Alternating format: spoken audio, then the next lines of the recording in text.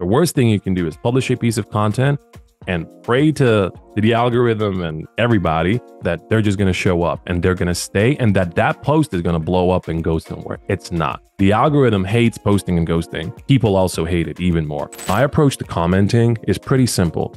I never talk only to the authors of the posts. So many of them have won clients only through the commenting game. Every single time you show up, you showcase what you know. You show a certain part of your process. You don't have to write an entire post about it. You can just find, a post that's on the topic and you just add your 2 cents to it. That comment is usually going to resonate with someone.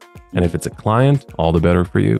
But people always feel surprised when I tell them I don't post daily. In fact, I've never done it. I post 3 or maximum 5 times per week. Kindness is not a LinkedIn strategy. Kindness isn't a strategy. Kindness is what you do, who you are. You're listening to the Real Business Connections Network. Real Business Connections Network. Powered by Balbert Marketing, LLC. Subscribe now and check us out at realbusinessconnections.com. Enjoy the show. Hopefully you get a laugh out of this. I'm in the shower this morning. I'm trying to think of how do I introduce our guest today? How do I introduce this gentleman? And the first thing that came to mind was the Taylor Swift of LinkedIn. God, that's so bad. And I realized it was bad, and I started brainstorming what's a better way to do it, but I couldn't get my mind off it. So I just want to ask you, you could have picked a different era, like 50 Cent or something. 50 was huge back then, man. What do you think would be a better way? The 50 Cent of LinkedIn, or 50 Cent? Yeah, probably. I mean, I don't know if a lot of the followers on LinkedIn would agree with that, but I used to be a rapper back in the day, and I've grown up on the Eminems and the 50 Cents of the world. So to me, that would have been a much better intro, man. Not T Swift. Come on. I mean, hey Swifties. I don't dislike Swiftie, but come on, we gotta choose something more fitting. Yeah. I thought about Drake as well. Drake just got torched in the Kendrick beef, though. I don't know if I want that. Yeah. I don't know if you've been following. Kendrick and Drake been beefing. They've been beefing? Yeah. So you're a rapper? I mean, I used to be, but you kind of never grow out of it. I still rap and freestyle and write. People don't know that, but yeah, I don't make music anymore. That's the thing.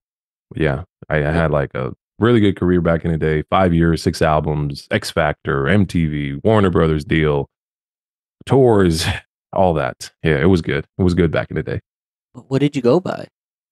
Bigga. Bigga. Yeah. Bigga. That was the rap name back in the day. Anyhow. A lot of people, and we joked prior, I asked my LinkedIn audience and my email list ultimately for questions to ask our guests today, and I got flooded with listener questions. So we're going to chop away and answer as many of those as possible. But right before we do, people see, Hey Jay online. They see you've got 200 something thousand connections on LinkedIn, people following you in a short period of time. I mean, your content's going viral. We see that, and we're going to talk LinkedIn, but I didn't know you're a rapper. What else do some people not know about you? Who is Hey Jay behind the scenes? Oh man, that's a good question. I feel like there's, I share a lot of personal stuff on LinkedIn. When I say personal, I mean, morale, values, and things I believe in, but I feel like a whole lot of people still get surprised by the fact that I used to be a musician, rapper back in the day. My actual profession is a teacher. I'm a professor. I used to teach English and German, and I taught it at all levels. Quite literally, I did my practice at the kindergarten and at a high school. Then I taught first at a primary school, then at a high school. Then I went abroad. I was a vice academic head, meaning I was the vice academic head, vice president of an American diploma department, an entire department, 1,000+ students. Then I also moved up teaching at the university. I got my own course, copywriting, first course of its kind, right here in the area. I think in the world as well, there's not a whole lot of copywriting actual university courses. There's marketing, this and that, but copywriting specifically, nope. So me being a rapper, me being a teacher, And me doing the whole online gig for the last 15 years, I actually checked the other day. I was prepping for a keynote the other day. I was prepping my slides, and there was this slide with figures from 2010 onwards. And I'm like, wait a second, this is my 15th year. And it just hit me at that point. Honestly, I never thought about it. But yeah, 15 years in the biz as an online marketer, copywriter, brand strategist, coach, LinkedIn coach, whatever you want to name it. But it's been a nice journey. So yeah, to sum it up, rapper, teacher, coach.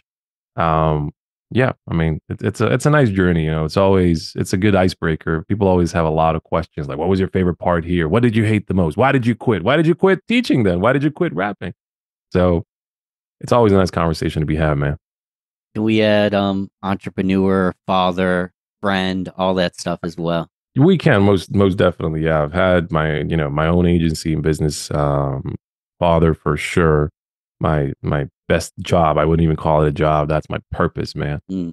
So yeah, a whole lot of things, and I'm not complaining about any of it, man. Life is always good. Life has always been good, and in every year of life, every failure is a place to learn. I've loved every place I've ever been in, man. I genuinely have. And today's place, we're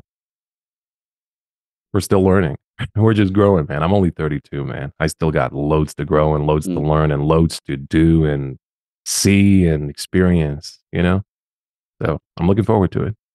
I'm 32 as well. I feel the same way. That's why we have this podcast, and that's why I want to lean into listener questions. I honestly, this podcast, in a weird way, is how I get like free advice from some of the genius, most brilliant people ever. But I wanted to pass the torch to my audience. For the host, this was like an accidental way to hack getting a ton of reviews. I basically said, leave me a review and ask a question. And then I got a bunch of reviews and a bunch of questions because everybody want to learn about LinkedIn. And I want to start. I don't know what this means or why Patrick McGovern agreed to ask you this, but you said, ask me about burgers. Yeah. Here's the thing. My favorite food, burgers all time, hands down, cheeseburgers to be more specific. But I do have this running joke with my community, my followers on LinkedIn, where at least 10-20% of my daily comments are around burgers. That's just a running meme, a running joke. And everyone knows if you want to get me in a room, buy me a burger. And at this point, it's kind of transcended into the real world where now when I do these keynotes and I travel the world and I host workshops and people meet me finally for the first time, it's not through a screen anymore. They genuinely invite me over for dinner. And the dinner is, guess what? Burgers, always. So yeah, burgers, man, connecting people. It's not, we used to say Nokia, connecting people back in the day, but now it's burgers. Yeah, for sure. Now, you might get mad at me, but with these rapid fire, I might have a couple follow-up questions. I can't not ask you to create your own burger. So let's say we're creating our own burger. It's going to be actually pretty plain, man. I would actually do this. So it's going to be a, what do they call those? Like the softer type of buns. It's not super grilled and super crunchy. Softer type. There's a name for it. I just can't think of it right now. The audience might know what I'm referring to. Beef bun, well done, somewhere in between medium and well done. As far as the insides are concerned, I don't go too crazy, man. And this is just how I've grown up over here in Bosnia, man. I would just do ketchup and mayo and maybe some very thinly sliced tomatoes. That's it. If you want to throw a whole lot of cheese on it, obviously melted cheese. If you want to throw an egg on it, absolutely. But that's it. Nothing else. No grilled onions. I hate onions. No lettuce. Nothing green whatsoever. No pickles. Nothing. No salad whatsoever. Tomatoes kind of counts as salad, I guess, but to me it doesn't. That's it, man. That would be the perfect burger for me. Just a beef bun, brioche bun. Sorry, beef patty, ketchup, mayo, a whole lot of cheese, and that's it. Maybe an egg on top, and that's it. Always juicy, always good. Not too complicated, not too many flavors, just very simple. Juicy, uncomplicated, minimal, classic. Making me hungry. We had one listener I swear question. I'm about to order a burger right after we do this. I kid you not, I will. Let's go. This next listener question was a little personal. I actually, as someone following you, don't know the answer to this at all. And then the rest are super LinkedIn centric. But this was interesting. Krista Tressa asked, ask him if and how he is integrating his faith into the marketplace. Well, I've spoken about this. By the way, great question, Krista. I've spoken about my personal life a whole lot of times on LinkedIn. 2 years ago was the last time I did it, and I'll give you the reason. But a lot of people don't know this about me. I'm a Muslim, right? So everything I do in life is a path. I always say it. It's religion is not just something you practice just because you feel scared or you believe in this or that. Religion is a way of life, and you have to let it, be ingrained in every little thing you do. Your work, how you approach people, friends, family members, everything. Quite literally everything. The Muslim way of life is quite literally just do good and don't complain. Just do good, man. Just be good to everybody. And obviously, practice your faith. But for me, as far as work is concerned, you'd be surprised. A whole lot of stuff that is forbidden for me is, gambling, anything regarding sex and dating and porn and all that, alcohol, smoking, and anything tobacco related. And why am I saying this? Because in the last 15 years, I've been approached by so many brands in the online space, from like dating sites, tobacco, whatever, THC, marijuana and all that, alcohol brands. What else? What else was out there? Anyhow, long story short, the money was actually really good, super good. I said no to all of it without a second of hesitation. One of those offers back at that point was, I can't name who it was, but back at that point, this was 2019, pre-corona. They were quite literally the number one player in their market. Number one player in their market. And I don't just mean regionally, I mean globally. And the pay was $20K per month retainer. And I would do all their content. I would lead, the team, be a creative director, lead with the copywriting, lead with the ideation, $20K a month. I said no.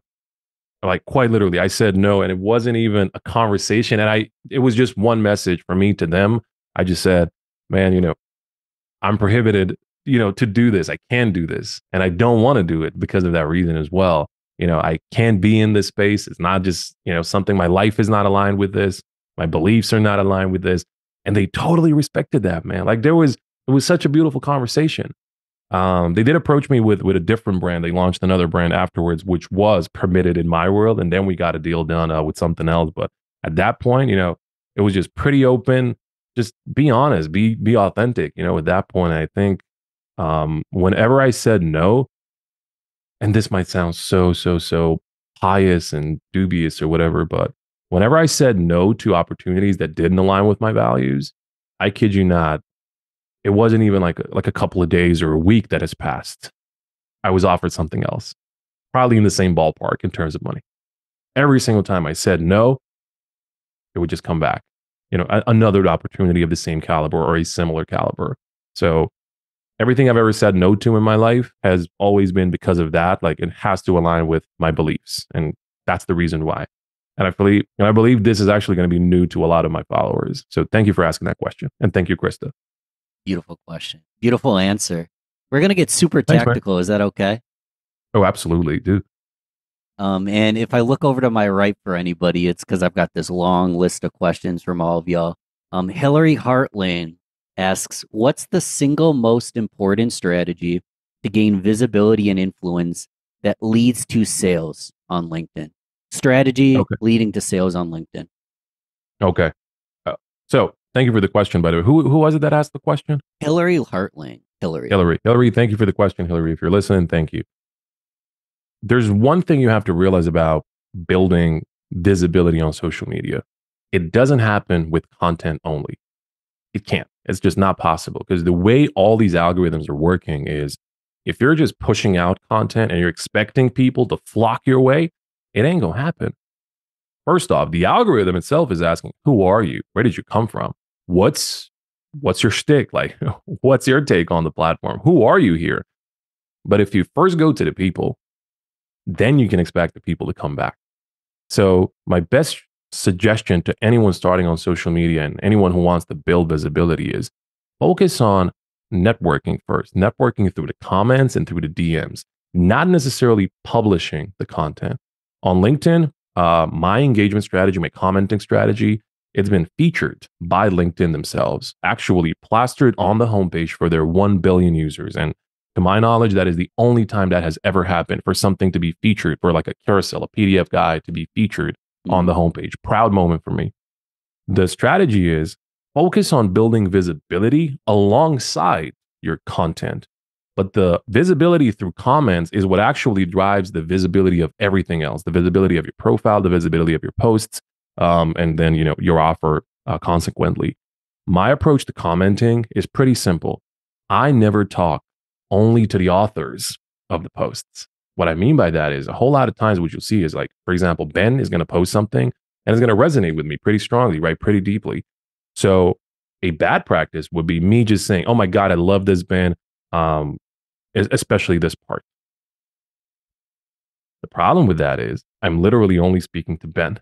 I'm not increasing my visibility. So imagine if I spent, 30, 60 minutes today on LinkedIn and I left 10 or 20 comments like that. That's not going to increase my visibility because I'm literally only speaking to those 10, 20 people. How you increase visibility is by increasing the number of people you're talking to. The way to do that is you stop commenting for the author only. You start commenting for everyone reading the post. An example of that would have been, I especially resonate with step number 7, Ben. The way we do it in our coaching practice is and then you explain a process. Quite literally take one point and elaborate it. What this is going to do is going to showcase your expertise. It's going to add to the post. So it's not going to be disconnected from the post. It's not going to be one directional. It's actually going to be allowing your readers per se, but also that person's new audience to see them, to allow them to learn new information from them. And then as a result, they land on their profile. They click on it. They may end up hitting follow, or they may get acquainted with their offer. They may reach out. They may, book something. I've done this for 880 days now, in a row. The true benefits. How much a day? Well, that's what I'm about to tell you now. Please. So I've commented probably on at least 50 posts per day since I started. Certain days it would be a whole lot more, just because at this point I get so many comments on my own posts. So those replies, add up. They really add up. But as far as commenting on other people's stuff, I leave around 50 per day, just so I can be everywhere on LinkedIn. And to tell you the truth, it's much easier than it sounds. It's not too time intensive. All you really have to do is find out when people post. If you create like a list for yourself, just for your own records of, people whose content you enjoy, it might be several lists, like peers, like people who are literally in the same space as you, or people who are in the same spot as you as far as follower count goes. Like if you're currently at 2 or 3K followers, find more people with 2 or 3K followers who are also looking to grow on LinkedIn. Support each other. You don't even have to talk to each other in the DMs. Just keep showing up in their comments. I guarantee you they're going to start showing up in yours. Just, the reciprocity factor. The other list could be competitors. Always be in your competitors' content as well. Because what you can do is then you can offer your own POVs. Whenever they're saying, hey, we do this, you can say, that's great. Here's how we do it. You don't even have to disagree. You're just adding to it. The other list, should always be, big influencers, do leverage their reach and their audience, be there. The list goes on. And also ICPs, clientele, be in their content as well, be present. But the trick is, as soon as you create a list of 40, 50, 60 people, doesn't even matter how long the list is, you're going to get these clusters of posting time. Everyone posts at a certain time. And with 40 and 50 people, there's going to be overlap. So if 10 or 15 of those people are posting right around, let's say 9 a.m., 9:15, 9:10, 8:55, you log in once in the morning, quite literally for 10 minutes, leave all those comments super early, quite literally super early on their posts. I guarantee you that's going to be a bonus factor in how your comments perform. Obviously, step number 1 is don't comment for the author only, comment for all the people reading, add to the post, add something insightful, right? Always make sure that you're showcasing your expertise and your experience. The bonus is if you're early, and in the case that a post goes viral and your comment is the top comment, sheesh, right, visibility goes through the roof. So on and so forth. And then you can do this, 2 or 3 times during the day in blocks of quite literally 10, 15 minutes. Nothing too time intensive. I believe every CEO can devote 10 minutes on the fly, especially if they have a strategic approach, a structured approach like this. But in terms of results, what this brings is a whole lot of visibility, a whole lot of profile views, which you otherwise wouldn't have gotten through content. No paid form of advertising would have gotten you this organic reach. Commenting will do this for you. The other part is the followers. Fun fact, again, I told you, I've been doing this for 880 days in a row at the time of this recording. There wasn't a day, other than one day when the algo was like super slow and the platform died. There was like a glitch and LinkedIn just blacked out. You could go to what's the site, socialmediastatus.com or something. Oh, yeah. It was down. LinkedIn blacked out. Didn't work at all that day. Every single day in the last 880 days, I've gained 100 followers. Wow. Only through comments. There were certain days when I would get 1,000 plus in a day. But here's the really fun fact. A lot of those days were days that I didn't publish a post. I was quite literally only commenting. I would go for 10 minutes, go for 10 minutes, go for 10 minutes. At the end of the day, my follower count would increase only based off of the quality of my comments, the interactions I've had with others, and the visibility I've gotten through the comments. Meaning, profile views are step one. And then as a result of the profile views, you may get followers, you may get bookings, you may get DMs or connection requests. But if you're not getting profile views, you're not getting any of that. That's the thing. Obviously, this is an approach that requires, scale. If you're just looking at content and really targeted content, it will not happen fast. I guarantee you that. The counter argument I always get from a lot of coaches is, you don't need it to be fast. That's true. But the question was phrased in that way. A whole lot of people want to know how they can maximize their time, how they can do it faster. Commenting 100% the way. I'll tell you what I have set up, and do as I say, not as I do, because I'm not as meticulous as you are to do it every single day. But a free way, tell me if there's a better way to do this.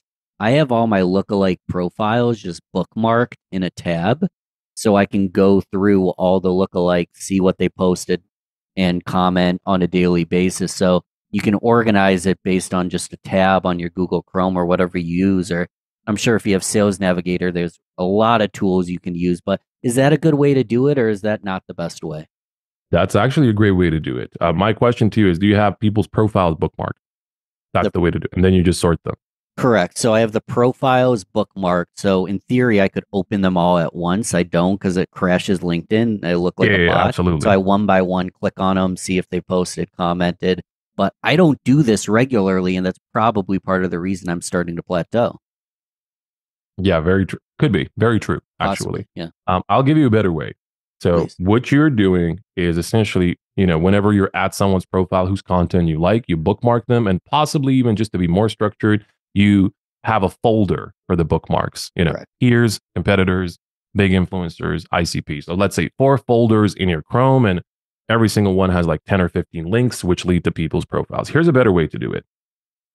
Go to LinkedIn's search in the upper left corner and type in, just choose the filter posts, and then from member, that's going to be the second filter, from member, and type in those 15 people's names.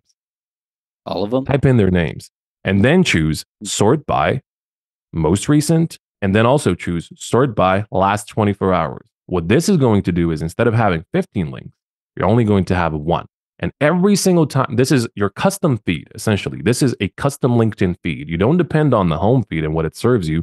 You create your own custom feed, and in your case, you can have 4 of these links. All you really have to do is bookmark the LinkedIn search link, so that every time you open it, you're going to have the latest post from those people in those 4 groups that we mentioned, peers, competitors, big influencers, ICPs.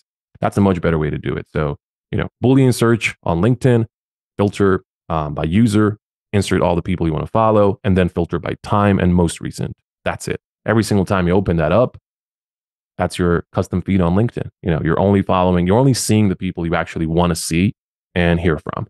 So, pro tip.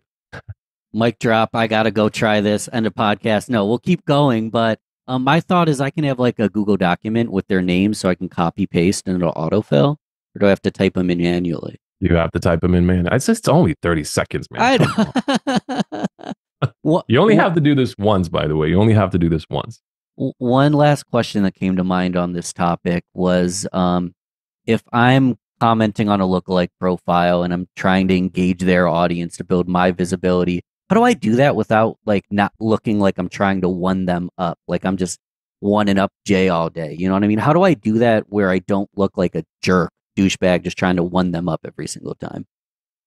Just be aware that you're not the only person doing that. And Mm, the imposter is going to go away, man, because there's mm, chances are there's other people who are also commenting. It's fine. Just say what you mean and, be done with it.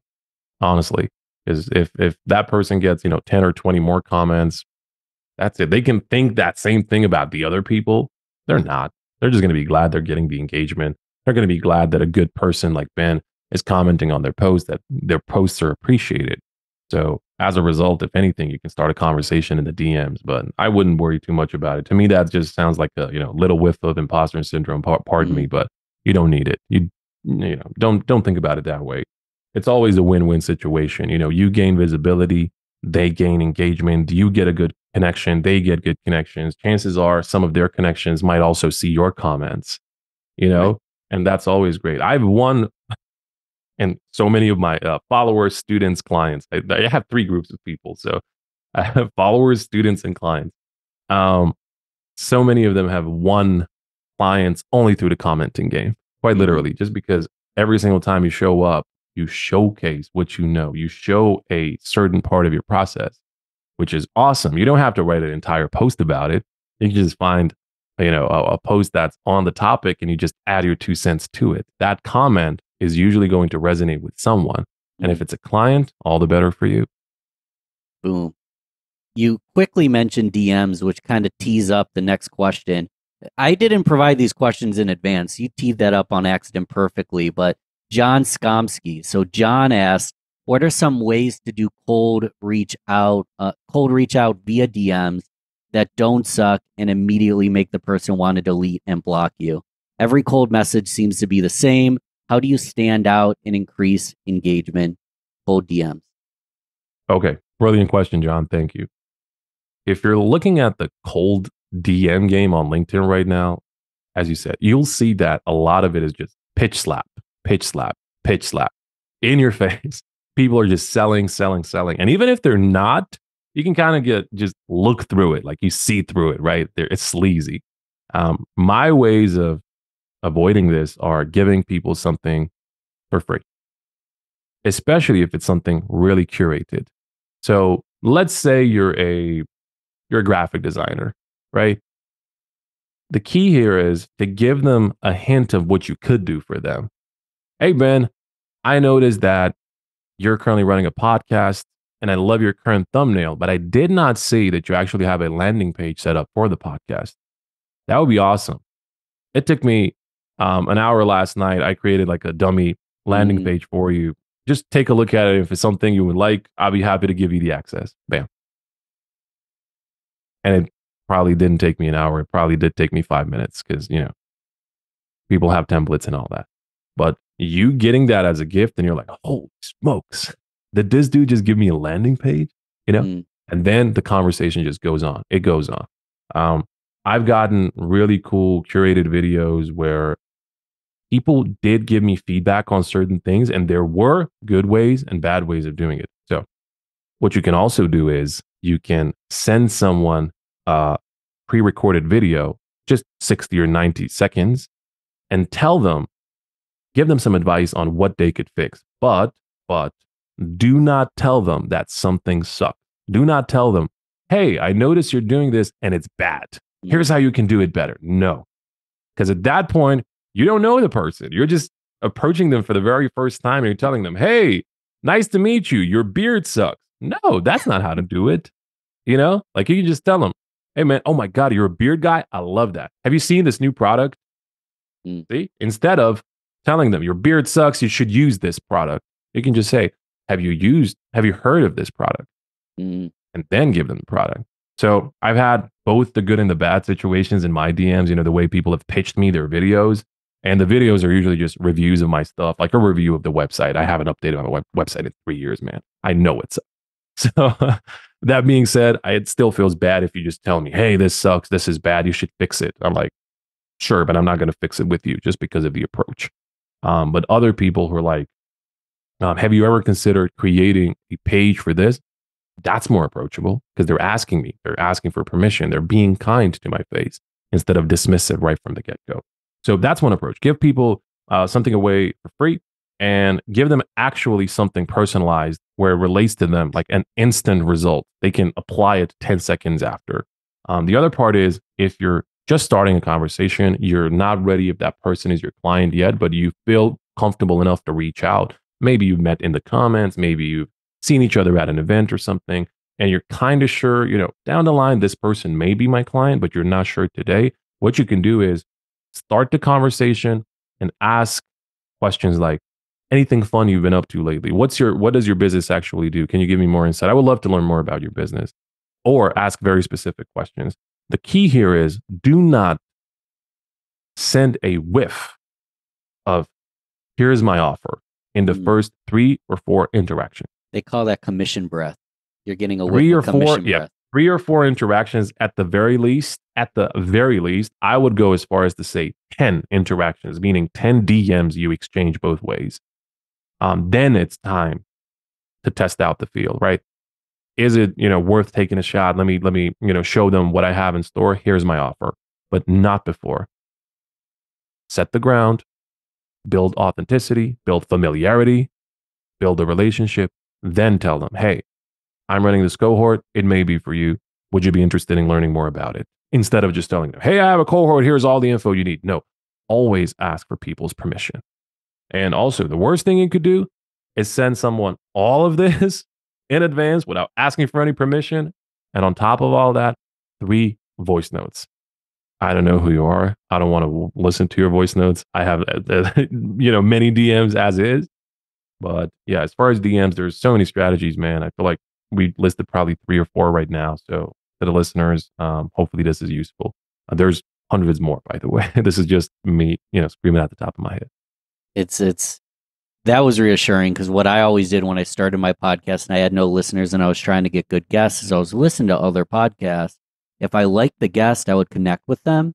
And if they connected, I had already written down a quote and we would just DM them a graphic of a quote from that episode. We wouldn't put our logo on it. We wouldn't put our branding on it. Just like, hey, this inspired me. Here you go.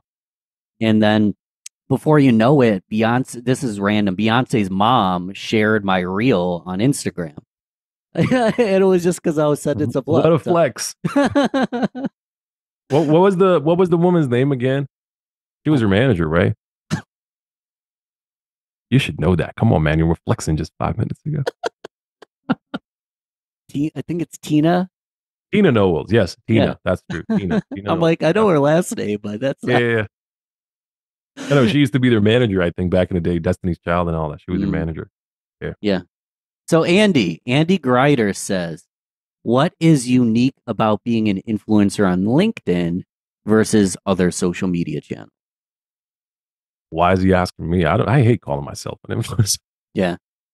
A content producer I can tell on you this. LinkedIn. I can tell you this much. I updated the question for us. Yeah, I do get called influencer left and right. I used the word influencer in my post about you, and I even looked at it. And I was like, that was a cringy adjective to use, but hey. To tell you the truth, I don't hate the word. I hate what people have made the word to be. Yeah, here's my abs, buy my product. Exactly. The word has changed its meaning just because of social media. Not necessarily platforms like LinkedIn. It's mostly platforms like Insta and YouTube and all that. That makes the question better. What's different about LinkedIn than other social platforms? For sure. You're an influencer on LinkedIn. Is that fair? But you're not an influencer on... That's fair. I don't want to sound like a DIC kid anyhow. You're okay. Okay. Yeah. What's different when you compare LinkedIn to other social media platforms, what's different is LinkedIn is mainly about business. All these other platforms are content first. LinkedIn is business first. And that's why LinkedIn is the wealthiest platform. I think I read something recently. There was a research around the state of wealth on social media and purchase power. Essentially, on average, Instagram has double the buying power of TikTok, but LinkedIn has 3 times the buying power of Instagram. So, meaning all the CEOs, all the decision makers, all the investors, all solopreneurs, founders, people with money, they're on LinkedIn more so than they are on Instagram. To give details to that answer, it's they make purchase decisions more on LinkedIn than on Instagram. Mm. So, LinkedIn definitely the place for business. That's the real difference maker. I feel like for a whole lot of folks who build their following on Instagram, who build their following on TikTok, it depends on your niche, obviously, but the way you're regarded as on LinkedIn, and it's different from all these other platforms, is you know your stuff. I would buy from you.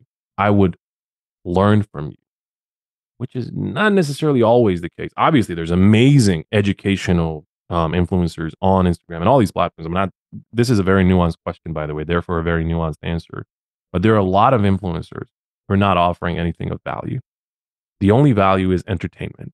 Mm. But in the real world, where business gets done, entertainment can't pay my bills. Entertainment is great for social media. It's great for brand placement and promoting products and this and that. But for a business, for a company, for a corporate entity, they're not going to go on Instagram and do that, right? But for product, fashion, jewelry, food, and all that, they will use that influencer's reach and visibility to boost their product. But for the regular Joe who's looking to get a job, or for an agency founder who's looking to get new clients, LinkedIn is the place to be. So if you build a following on LinkedIn, you attract that type of audience. You attract people who are willing to invest money in you versus just to use you for visibility. They're paying you for your knowledge, not for your status. That is the difference, I feel like. Mm. And Pairing again, that, very yeah. nuanced answer. I feel like I've literally just scratched the surface on it. This is an hour's worth of conversation. LinkedIn versus Insta versus TikTok, all these platforms. What is an influencer? What is a creator? Entertainment. Is entertainment value? All these questions we could ask afterwards. But Yeah. yeah, I feel like I'm leading a panel of speakers at a conference by myself. Where they have 4 or 5 speakers at a panel and everyone is just running off of each other. Yeah. Anyhow, hope you like the answer. Was it John who asked the question? John's the next one. That's crazy that you knew that somehow. It was Andy that asked that question, foreshadowing to Jonathan. And it was a fruitful answer. And we can go to LinkedIn, we can build clients, we can make money, we can build connections. You mentioned DMing strategy. Jonathan's Gehring's question was a little bit more around the content strategy. And Jonathan asked, when it comes, first off, shout out Jonathan, Limitless Leadership Lounge. He has a kick-ass podcast himself, the Limitless Leadership Lounge. He asked, when it comes to content marketing, how do you balance high-polished quality content with authenticity, create content that both resonates with your audience, but also looks professional? We want to be professional and authentic. We want to be ourselves, but also LinkedIn. Okay. Great question, by the way, John, and shout out to the podcast. Thank you. When it comes to creating content on LinkedIn, everyone has to take into account 2 things. First, consistency. You have to post consistently on the platform if you're looking for any way to grow. But, huge but, consistently does not mean daily. Consistently could mean something different for you. You could be posting 2 posts per week. And as long as they're high quality, as long as they resonate with your current audience and new audiences, that's all the content you need. You don't need 7 posts per week on LinkedIn. Anyone who ever tells you that, you can send them my way. I'll probably give them a good burger and I'll send them somewhere else where they never return. Anyhow, second thing is authenticity, or as I like to call it, personability. A whole lot of people create content on social media that just sounds good for the sake of appealing to the masses. It's not necessarily always good to do that. Unless something aligns with your values, it's not going to be enjoyable. I wrote a post about kindness recently where people are using it as a strategy. For me, I explained my beliefs earlier on in the show. I talk a lot about supporting a small guy. I come from Bosnia, man. I come from, a very small country. I couldn't afford courses. That's why I'm sharing everything for free on social media. I talk about supporting everyone on social media. I talk about avoiding negativity and negative context conversations. I just avoid it like the plague because why would I be contributing to those? I literally just swipe by those. I talk a lot about all these things. Mm. But what I've noticed is a trend where people see that those types of posts perform really well, like kindness, supporting people, this and that. And it does genuinely perform well on average when compared to like your standard educational post. What a lot of people do is they'll write a kindness post and 15 seconds later, they're in the comment section elsewhere fighting, quite literally fighting, calling someone out where a call out isn't even necessary. They're just jealous, envious, whatever. Mm. And I'm like, wait a second. This isn't the way to go because chances are a whole lot of people saw that post, but not a whole lot of people will see that comment. Right. So I wrote a post that said, kindness is not a LinkedIn strategy. Mm. Kindness isn't a strategy. Kindness is what you do, it's who you are. It's literally who you are. And I would attribute that quote to whoever you are, like whatever you believe in. If you're someone who's quirky and very energetic, in the way you behave in front of people in the real world, do the same with your content. If you're someone who's very serious, very vocal about things, be the same in your content as well. If you're someone who curses, heck, curse if you want. I wouldn't suggest it because LinkedIn hates it. But be who you are on social media as you're on, off social media. Mm-hmm. A whole lot of people will try to paint this perfect picture of themselves and it's not going to work. So a perfect mixture of consistent content and being who you are. One of the things that being who you are actually means on LinkedIn is not just sharing educational content, not just business content. Give people a side of you that's not around business. Give people a story about who you are, where you come from, a lesson that you learned from someone, lesson passed down to you from your grandpa. You noticed something in the street this morning, something happened, right? How did you react? And then give a lesson. Storytelling is the actual answer here. Storytelling with an element of personal life. I've spoken about how I've grown up in a country of war. That post brought me 3 clients in 24 hours just because people were like, man, that was so powerful. And you actually, I always try to connect those stories to a business lesson. So I connected it to something that a whole lot of people resonated with. I spoke about being a Muslim in the past and a whole lot of people flocked my way, Merry Ramadan, Happy Ramadan, whatever they said. And it brought me clients as well. But I didn't do it for those reasons, right? I did it so that people can see the real me. But you need to understand something. There is a quote that I say all the time, and I've been quoted with this line left and right. I said, people may come for your content, but they stay for you. People don't just come to get information from you. At a certain point, they've heard it all. At a certain point, they've heard you talk about commenting 15 different times. They've heard you talk about content strategies 20 different times, right? But the way you always tell that story, the energy you bring, the authenticity, the tone of voice you're using in your content, that's what people are staying for. Just think about it. All the creators you followed for 2, 3 years now, you've probably heard it all from them. It's only like a new angle that they're attacking the same, topic from. The information isn't necessarily new, but the way they make you feel, the way you feel when you're listening to them, the way they give out the information, that's what people are actually staying for. And conversely, that's what people are paying for. You Mm. could have 10 brands in front of me right now, probably at different price points. And I wouldn't necessarily choose the one that's the best for my wallet or the one that, is the most premium if I'm trying to impress some people. No, I'm going to choose the brand that makes me feel good about my investment. Same goes for service-based providers, individuals you're paying on social media. If the content resonates, Mm. it doesn't just resonate because of the information. The content usually resonates because of the person giving the information.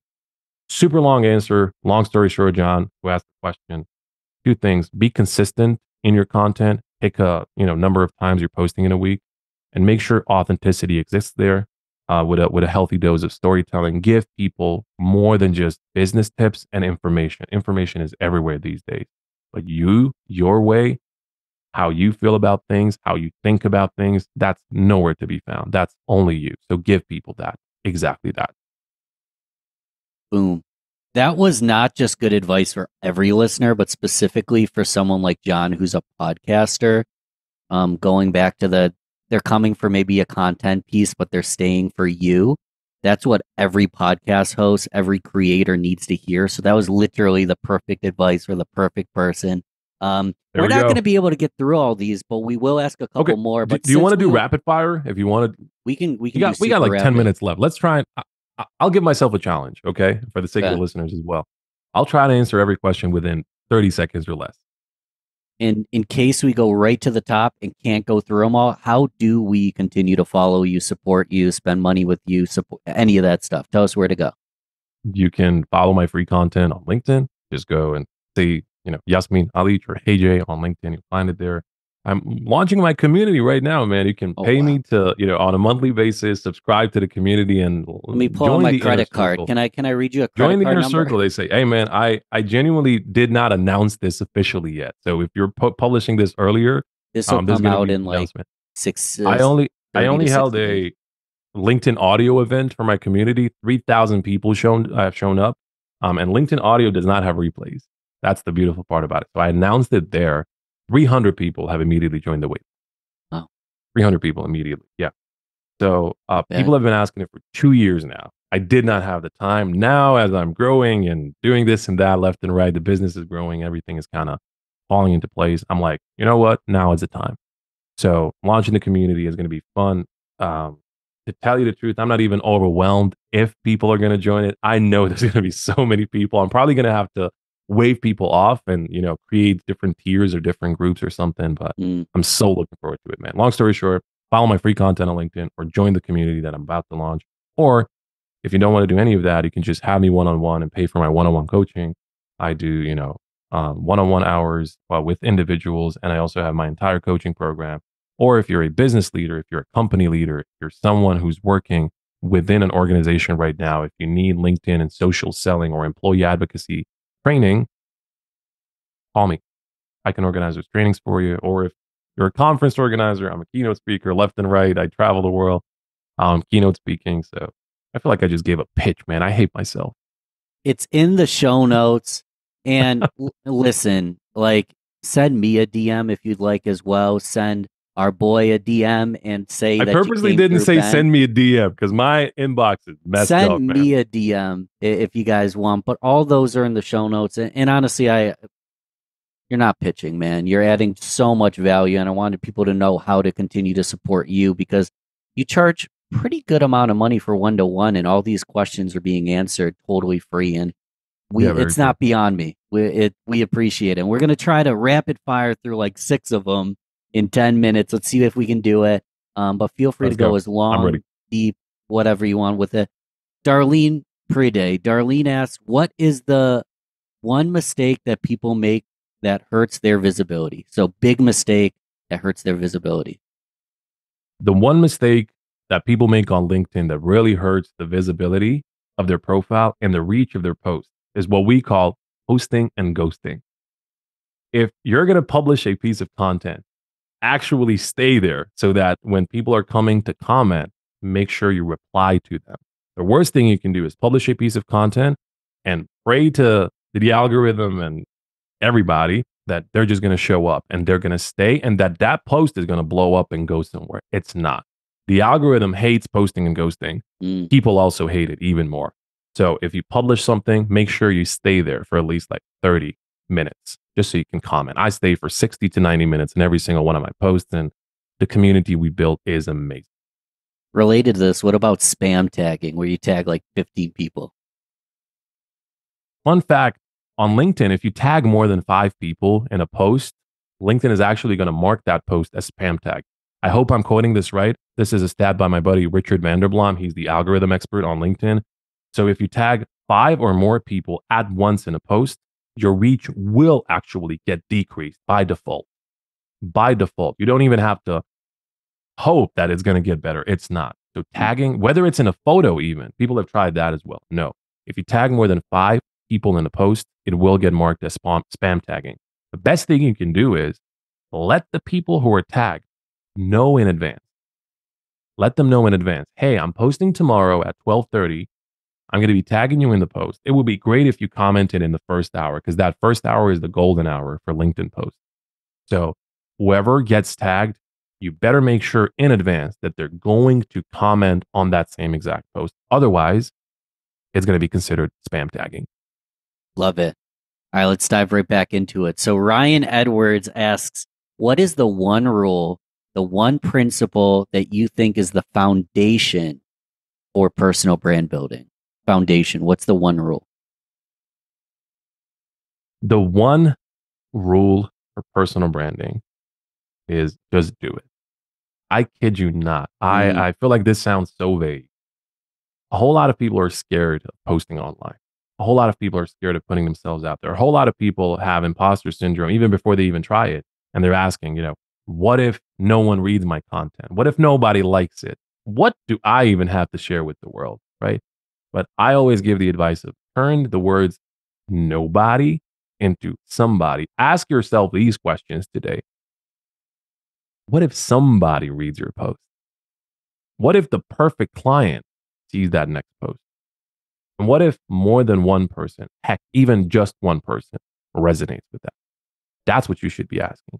Because you don't jump on social media conquering and winning over millions at once. You do it one step at a time, one post at a time. So turn those negative feelings into positive, affirmations. So if you're asking yourself those questions, just do it. Trust me, the fear eventually goes away. Everyone feels the fear at the very beginning, including me. I love this. I love this. I appreciate you. Um, My pleasure, man. this is a fruitful question because you had the rap career, you had the rap name. Felicia Morgan asks, for anyone with a personal brand, how personal should it be? Do you recommend using your own legal name or creating one? If you're building a personal brand on LinkedIn, you should use your real name 100% because Fair. LinkedIn as a platform has now even gotten to a point where they do verification and they actually require your government ID. A whole lot of people don't know this. There were several cases last year and the year before where people have used emojis in their name. Mm. And LinkedIn would be like, hey, that's not your real name. Your real government name doesn't have an emoji in it. It just has the letters. So be careful about that, please. If you're using any sort of customizations, one thing that the people are currently doing on LinkedIn is they're using the pronouns bar, the pronouns tab, to insert their roles, their actual credentials. So if it says pronouns, use it for that, right? Mm. People would write, for example, it would be Ben Albert and then in parentheses, podcast host at Real Business Connections, right? Those are not your pronouns, man, right? It's for something specific. There's also other areas on LinkedIn like nickname and this and that, and people just use it for something entirely different. So keep it personal, but keep it real because real is the only personal that you should care about. Keep it real. Follow the rules. It sounds like you're saying.